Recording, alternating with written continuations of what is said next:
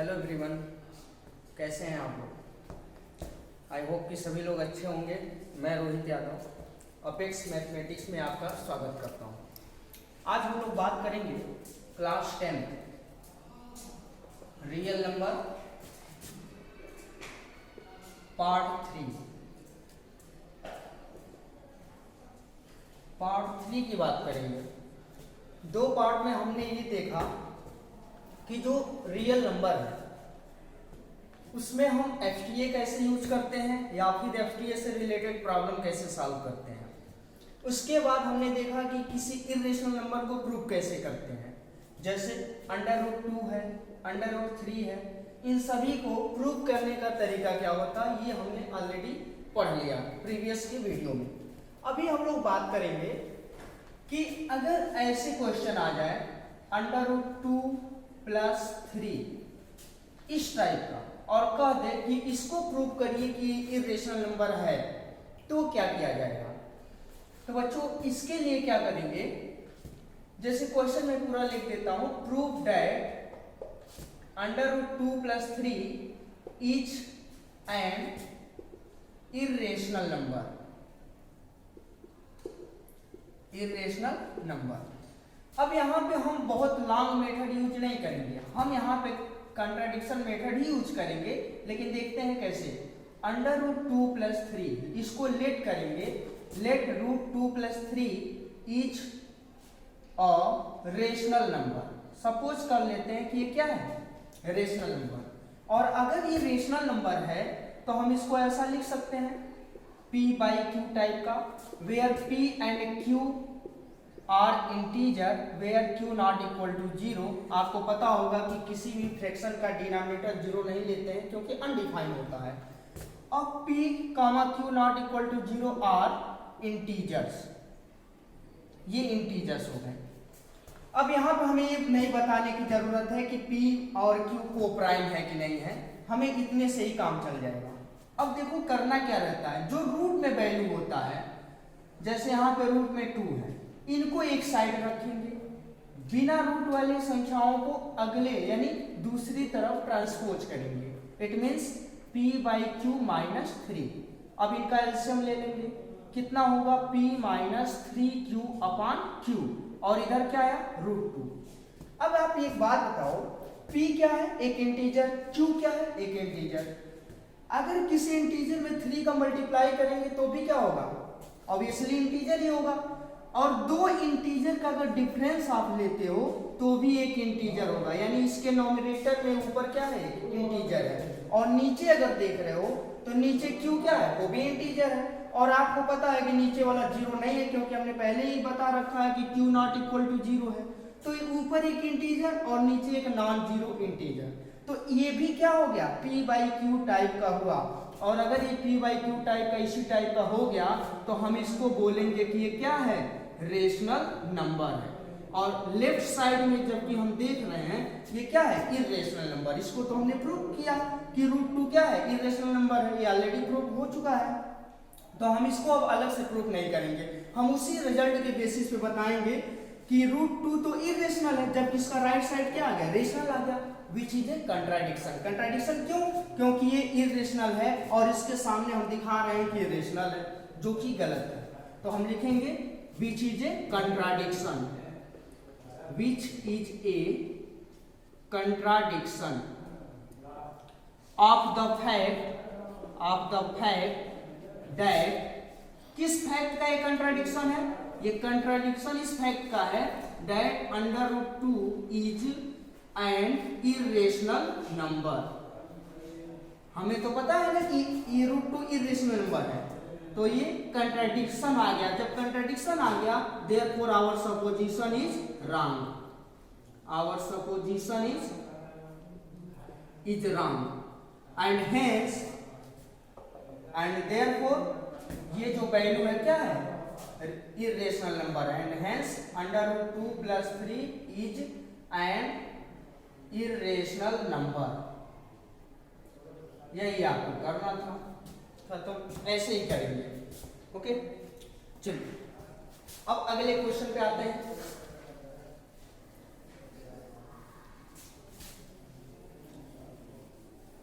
अगर मान लीजिए हमारे पास कुछ ऐसा क्वेश्चन आ गया 1/√2, अब इसको कैसे प्रूव करेंगे? इर्रेशनल नंबर है, इसको भी वही काम करना है, प्रूव करना है। Prove that 1/√2 is N irrational number. अगर ये सीधा सीधा रूट में होता, जैसे √2 में आया, √3 आया, √5 आया, समथिंग लाइक दैट, तो हम इसको प्रीवियस मेथड के तरीके से करेंगे। लेकिन देख रहे हैं 1/√2 है, तो हम क्या करेंगे? इसको भी कंट्राडिक्शन मेथड से लेते हैं। 1/√2 लेट कर दो कि ये क्या है? इज और rational number, is a rational number. अगर ये रेशनल नंबर है तो रेशनल नंबर वाली कंडीशन लगा दो कि 1/√2 किस टाइप का नंबर होगा? p/q, where q not equal to p and q are integer and q not equal to 0। ये दोनों बातें एक ही में लिख दिए कि p और q इंटीजर भी है और q नॉट इक्वल टू 0 है। अब यहाँ पे क्या करेंगे? इस वाले क्वेश्चन के लिए थोड़ा सा इसको रेशनलाइज कर लेंगे। 1/√2। अब आप कहोगे कि इसको √2 को एक तरफ करें, बाकी को एक तरफ करें तो कैसे होगा? तो ये सब से बचने के लिए जब भी डिनोमिनेटर में कुछ इस टाइप का आ जाए कि 1/2/5/√2 √3, तो हम इसको रेशनलाइज कर लेते हैं, यानी √2 का ऊपर नीचे मल्टीप्लाई करेंगे लेफ्ट साइड में।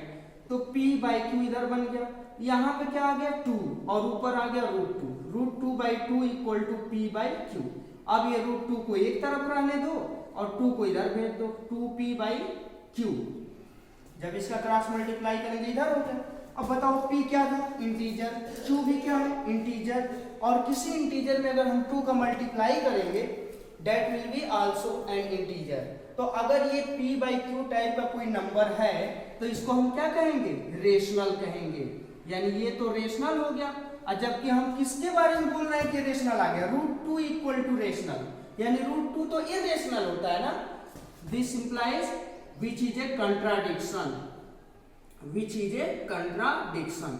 और अगर ये कंट्राडिक्शन है तो our supposition is wrong and hence this value 1/√2 is an irrational number. यही लिख देना आपको। तो आई होप कि ये सारी चीजें आपको क्लियर हो गई होंगी। चलिए नेक्स्ट क्वेश्चन में हम आते हैं। नेक्स्ट क्वेश्चन इसी टाइप का एक और क्वेश्चन लेते हैं और इस क्वेश्चन में देखते हैं, जैसे मान लो मैं लेता हूं √2 multiplied by 3 plus 5 each and irrational number. ये इरेशनल नंबर है, इसको हमें प्रूव करना है कि ये जो भी क्वांटिटी गिवन है ये इरेशनल नंबर है, राइट। तो क्या करेंगे? सबसे पहले तो हम इसको लेट करेंगे, कंट्राडिक्शन इसका कंट्राडिक्ट करेंगे, लेट करेंगे। 3√2 plus 5 is a rational number, ये आपका रेशनल नंबर हो गया। अगर ये रेशनल नंबर है तो रेशनल नंबर की कंडीशन को क्या करेगा? फॉलो करेगा। It means 3√2 plus 5 is equal to p/q। अब क्या ही करना है? पहले 5 को यहां से हटाओ, 3√2 इक्वल टू p/q माइनस 5। इनका एलसीएम ले लीजिए, p माइनस 5q अपान q आ जाएगा। और यहाँ क्या बचा? 3√2। अब फिर क्या करेंगे? इस 3 को यहाँ से हटाएंगे क्योंकि इस पे भी रूट नहीं है, तो ये इंटू में है, इंटू में है तो नीचे आएगा, डिवाइड होगा, तो आ गया √2 is equal to p minus 5q divided by 3q। Okay, तो जब ये डिवाइड हो गया तो देखो q एक इंटीजर है, इंटीजर में 5 को मल्टीप्लाई करेंगे, आल्सो एन इंटीजर। दो इंटीजर का डिफरेंस, ऊपर एक इंटीजर, नीचे q एक इंटीजर है, इंटीजर में 3 का मल्टीप्लाई करेंगे देन इंटीजर। अगर ये इंटीजर है तो क्या नीचे वाली वैल्यू 0 है? नहीं है। क्यों नहीं है? क्योंकि यहाँ पे q नॉट इक्वल टू 0 आपको पहले से पता है, p and q are integer and q not equal to 0। तो बताओ जब ये 0 नहीं है तो 3 भी तो 0 नहीं है, और दो नॉन जीरो का मल्टीप्लाई करेंगे, दो नॉन जीरो नंबर का, तो ये क्या आएगा? एक नॉन जीरो नंबर ही आएगा, यानी नीचे की वैल्यू 0 नहीं आया। इट मींस ये p/q टाइप का बना, और जब ये p/q टाइप का बना तो इसको क्या कह देंगे? Rational number. अब √2 क्या हो गया? Rational number which is a contradiction. This implies contradiction. अब ये कंट्राडिक्शन अगर हो गया तो our supposition is wrong and hence question is right. ठीक है, तो यहाँ पे अब रूट 2 की जगह रूट 3 भी आ सकता है, रूट 5 भी हो सकता है, कोई भी एक इरेशनल नंबर होगा। तो आप समझ गए होंगे कि इस टाइप के क्वेश्चन को करने के लिए सबसे पहले जो बिना रूट वाले नंबर हैं उनको अलग करते हैं, दूसरी साइड ले जाते हैं, फिर अगर यहाँ कोई मल्टीपल में भी है तो भी उसको अलग करते हैं, और एक तरफ केवल एक जो इरेशनल नंबर होता है लाइक रूट 2, रूट 3, रूट 5 इस टाइप के नंबर, इसको एक तरफ छोड़ देते हैं। और ये ऑलरेडी हमको पता है कि इरेशनल नंबर है क्योंकि इनका परफेक्ट स्क्वायर नहीं निकल सकता है, परफेक्ट स्क्वायर रूट। तो इस तरह के जो भी क्वेश्चन आएंगे आप कर लेंगे, ठीक है। बाकी के बहुत सारे क्वेश्चन आपकी बुक में दिए होंगे, प्रैक्टिस करिएगा। अब एक प्रॉब्लम आती है ऐसे ही क्वेश्चन करने के लिए, ठीक है। वो क्वेश्चन कौन सा होता है उसको भी मैं आपको क्लियर करा दूं। देखिए, अगर क्वेश्चन बाय द वे ऐसे आ जाए, √3 minus √2 prove that √3 minus √2 is an irrational number. अगर हम ये कहें कि √3 माइनस √2 क्या है, इरेशनल नंबर है, तो आप क्या करोगे? आप कहोगे कि यही सेम प्रोसेस, बिल्कुल वही करना भी है। √3 माइनस √2 इक्वल टू कितना आएगा, p/q, where p and q not equal to 0 are integers. ये चीजें तो आप सभी लोग जानते हैं, ठीक है। अब आपके पास समस्या कहाँ होगी? समस्या यहाँ पे होगी कि हम यहाँ पे देख रहे हैं कोई सा भी बिना रूट वाला नंबर है नहीं। अब जब बिना रूट वाला नंबर है नहीं है तो उसको ट्रांसपोज कैसे करोगे? नहीं कर सकते हैं।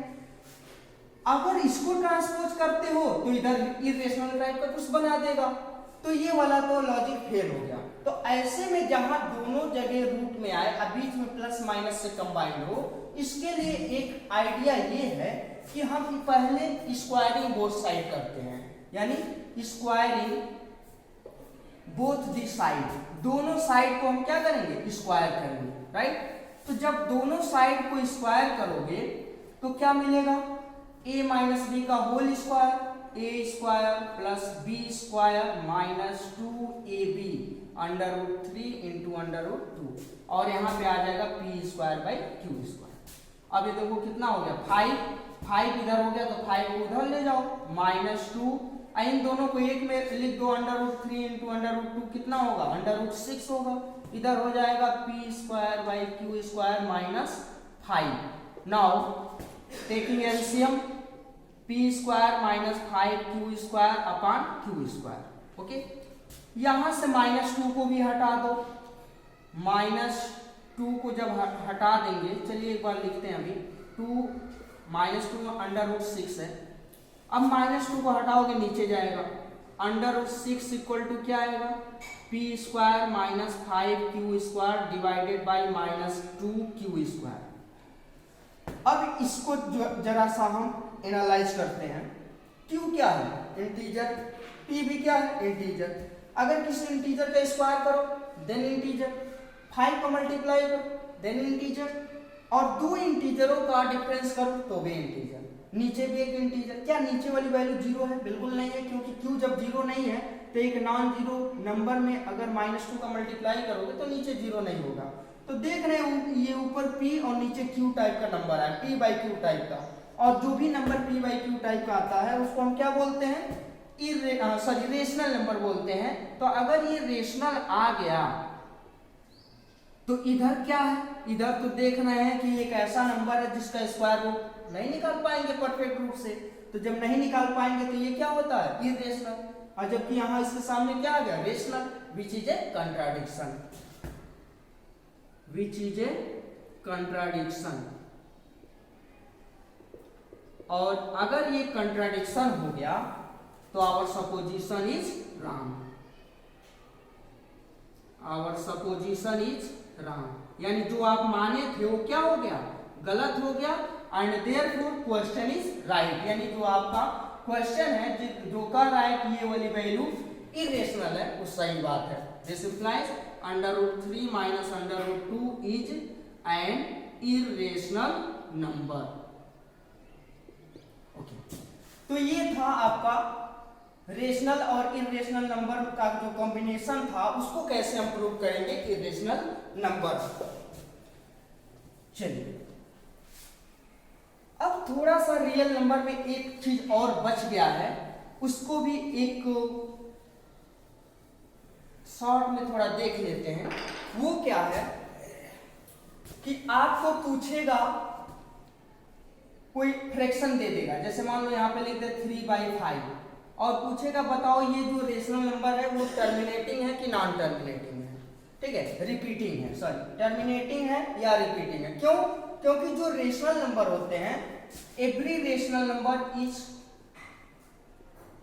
आइदर टर्मिनेटिंग, या तो ये क्या करेंगे टर्मिनेट हो जाएंगे, पूरा का पूरा खत्म हो जाएंगे, इसका डेसिमल वैल्यू खत्म हो जाएगा, कहीं ना कहीं समाप्त हो जाएगा, और या फिर क्या हो सकता है, या तो ये टर्मिनेट होगा या फिर क्या करेगा रिपीट करेगा। क्योंकि अगर टर्मिनेट नहीं हो रहा है, रिपीट भी नहीं कर रहा है, तब तो रेशनल रह ही नहीं जाएगा, तब क्या हो जाएगा, तब हो जाएगा इरेशनल नंबर। यू नो जो इरेशनल नंबर होता है वो नाइदर टर्मिनेटिंग नॉर रिपीटिंग होता है, लेकिन जो रेशनल नंबर होता है वो दो ही टाइप के होंगे, या तो टर्मिनेट करेंगे या फिर क्या करेंगे रिपीट करेंगे। तो विदाउट एक्चुअल डिवीजन अगर आप इस 3 को 5 से डिवाइड करो, ठीक है, तो आप देखोगे कि टर्मिनेट हो रहा है कि रिपीट कर रहा है। लेकिन बिना इसके किए, बिना हम एक्चुअल डिवीजन के कैसे पता करेंगे, कैसे जानेंगे कि जो रेशनल नंबर है वो टर्मिनेटिंग है या फिर रिपीटिंग है। ओके, सो इसके लिए जो भी p/q टाइप का नंबर होगा, यानी जो रेशनल नंबर आपको दिया गया होगा, इसका डिनोमिनेटर अगर इस टाइप का है 2m इंटू 5m, अगर इसका डिनोमिनेटर यानी q की जो वैल्यू है, अगर ये q की वैल्यू 2m 5m इस टाइप का है, तो हम कहेंगे क्या है टर्मिनेटिंग है, तभी ये टर्मिनेटिंग होगा, अदरवाइज क्या होगा रिपीटिंग होगा। अब आप कहोगे कि ये m और n क्या है यहाँ पे, तो m और n बिलोंग करते हैं होल नंबर से, ठीक है, होल नंबर क्या होता है 0 1 2 3 समथिंग लाइक दैट, ठीक है, पॉजिटिव नंबर नहीं, पॉजिटिव इंटीजर और 0। तो m और n की जगह पे 0 भी हो सकता है, 1 भी हो सकता है, 2 भी हो सकता है, और 5 का भी पावर ऐसे ही हो सकता है।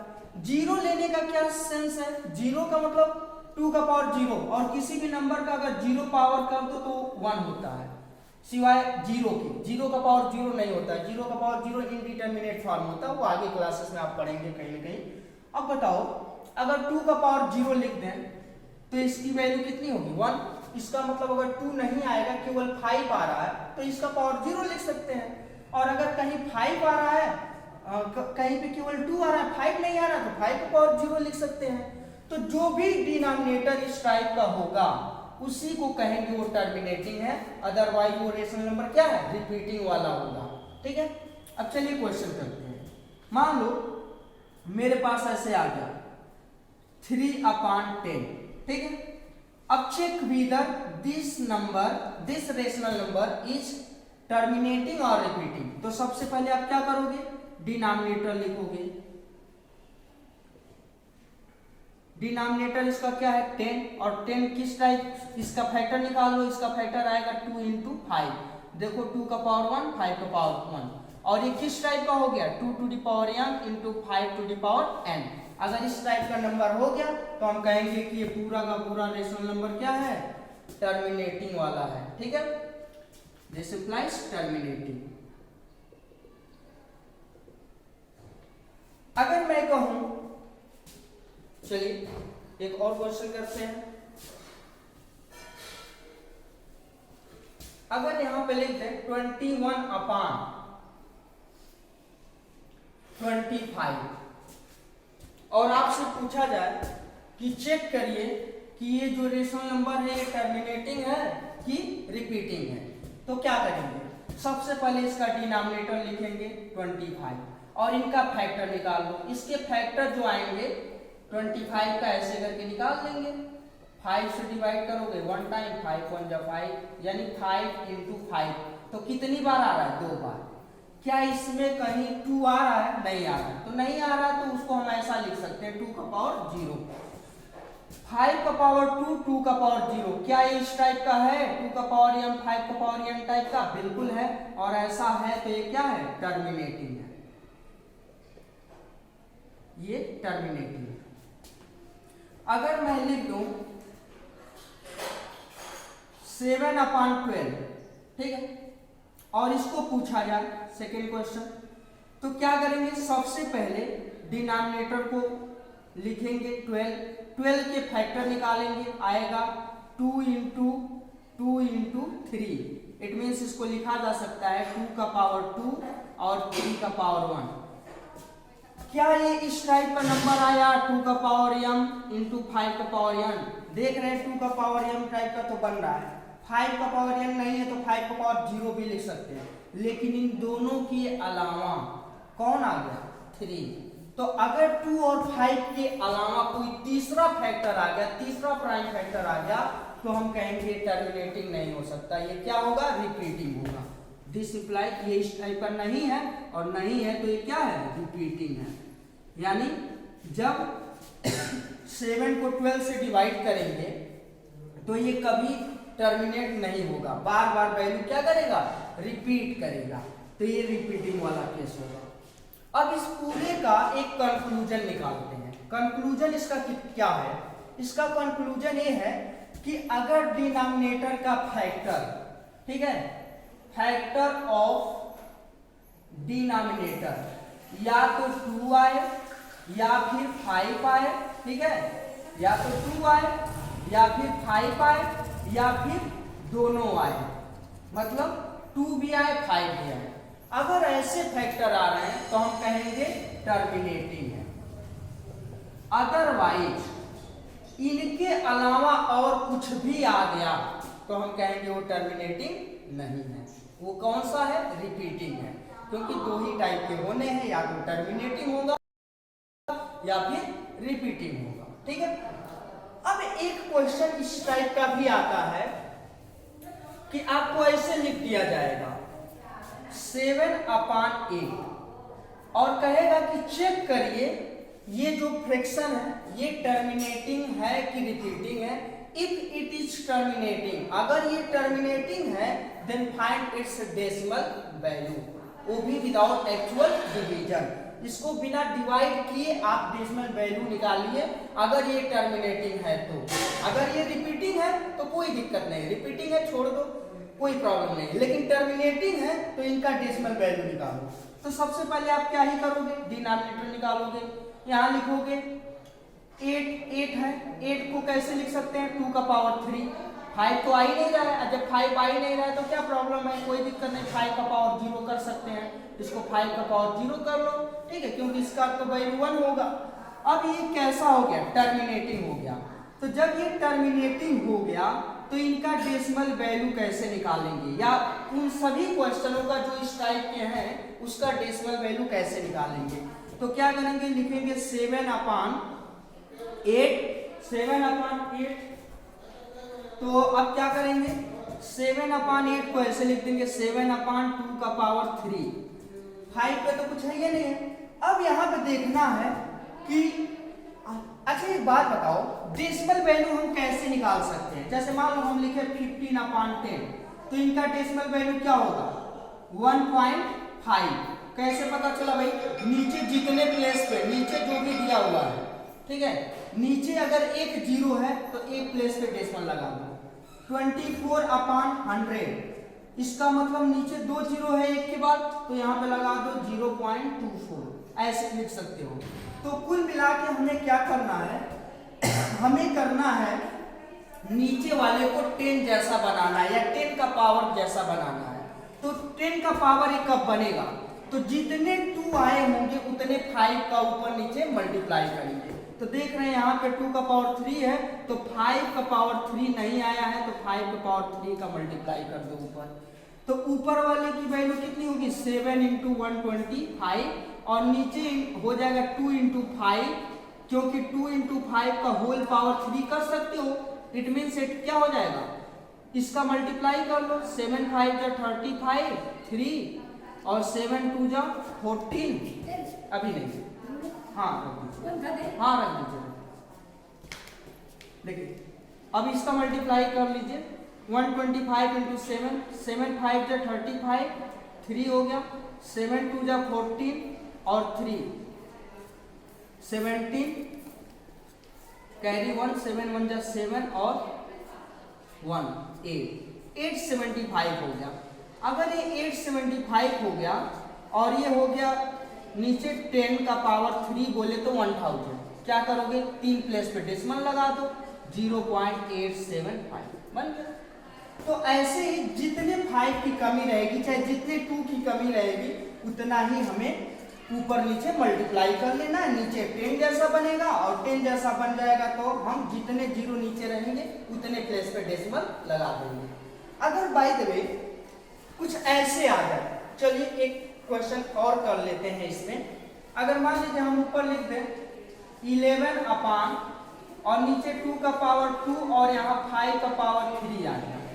अब देखो यहाँ पे कौन कम है कौन ज्यादा है, तो देख रहे हैं 5 का पावर 3 है जो कि ज्यादा है, यानी जितना 2 है जितना 5 है दोनों में सबसे ज्यादा कौन है, 5 है। कितना ज्यादा है, तो 1 ज्यादा है, यानी 5 जो है 1 5 ज्यादा है। ओके, तो 1 5 अगर ज्यादा है तो इसका मतलब ये हुआ कि एक 2 को भी ऊपर नीचे मल्टीप्लाई करना पड़ेगा। हमें क्या करना है, नीचे के दोनों पावर को बैलेंस करना है। अगर कम है तो ज्यादा करो, अगर नहीं दिया है तो उसको पूरा का पूरा लाओ।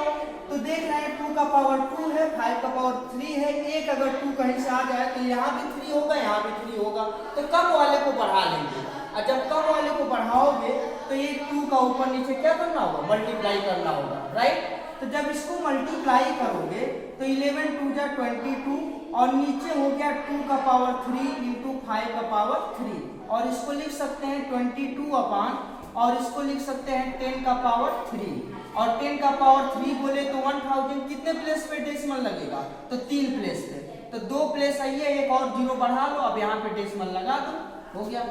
तो इस टाइप के ये क्वेश्चन आएंगे। तो ये था आपका पूरा रियल नंबर, एक ब्रीफ रिवीजन आपका कवर हो गया। ओके।